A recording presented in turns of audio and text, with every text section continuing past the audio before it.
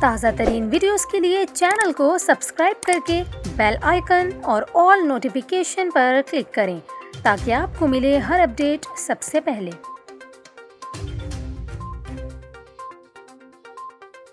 اور یہاں پر آپ کو خبر دیں، لاہور کے نجی اسکولوں نے ہفتے میں 3 دن چھٹیوں کے احکامات کو ہوا میں اڑا دیا۔ لاہور کے پرائیویٹ اسکولز نے ہائی کورٹ اور محکمہ تعلیم کے احکامات ماننے سے انکار کر دیا، جس کے بعد شہر کے متعدد اسکولز آج کھلے رہے۔ چنگی، امر سدھو، نشتر ٹاؤن، گجومتا سمیت رائیونڈ روڈ پر آج بھی جمعے کے روز اسکولز کھلے رہے، جبکہ رائیونڈ روڈ پر واقع متعدد نجی اسکولز نے سختی سے بچوں کی حاضری کو یقینی بنانے کا فیصلہ کیا ہے۔